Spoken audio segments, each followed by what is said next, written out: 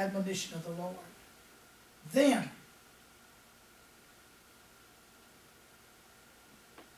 Moses died.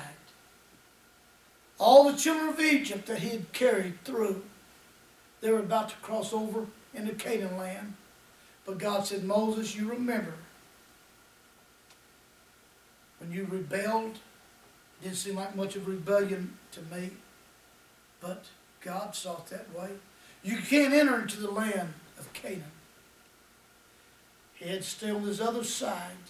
Oh, no doubt in my mind he'd be in heaven, but he didn't get that treat here. And guess what happened to him when he died? God himself buried Moses.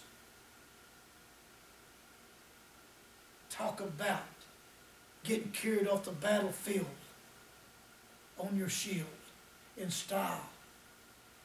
That's just I almost said it's almost as good. That is as good as it can get. I often thought about how Lazarus at the gate of the rich man, and he was treated so poorly, and he was hungry and he was sickly. The dogs came and licked his sores, and what a pitiful existence. And the rich man wouldn't give him even the crumbs from his table. Then one day, old Lazarus died. The Bible said the angels of the Lord came and took him to Abraham's bosom. Then the rich man died, and he woke up in the flames of hell. And he cried out, Father Abraham, send Lazarus to dip his fingers in water and come and touch my tongue, for I'm tormented in these flames. That man had angels for pallbearers, but Moses had God Almighty. It just don't get better than that. Amen. You come in on faith, and if you get in the church, you're born into it by faith. Everywhere I go, people are saying this now, and it's not just the Pentecostals anymore. The Baptist folks are saying it, and probably others, but they're the ones I have some contact with, and they'll say, I love what I was feeling. So it don't matter what you were feeling. It's what says the Word of God. Our people have fell into that trap. How many others will? Now you're going to get a joy. There's a good feeling in serving God. But never think, if I don't feel it, well then I can't serve God if I don't feel it. I've done felt it.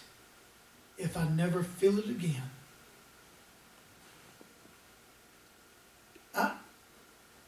I'll never forget how good a watermelon tastes if I never eat another one.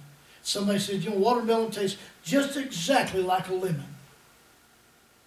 20 years from now, I'd say, no, they're nothing alike.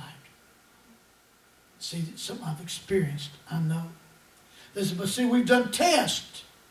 And according to all the chemicals that are in there, they would have to have the same taste.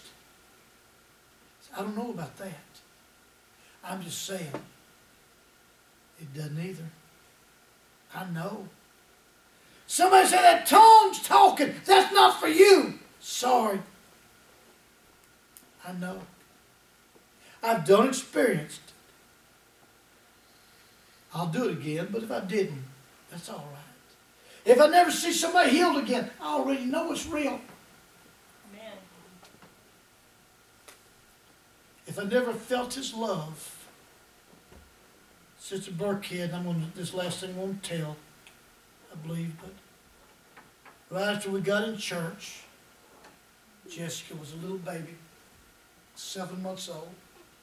Sister Birkhead had a problem and had taken her to the hospital a few times. And this night it came back upon her. We began to pray in the bedroom, and I'll never forget the power of God as He entered into that room. The love, the comfort, the safety that was there. like a little child in his mother's arms. It's just the way that it is. He's done a lot of things for me since then.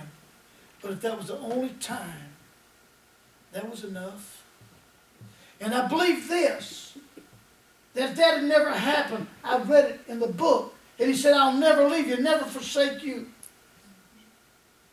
That he loved the whole world so much that he gave his only begotten Son.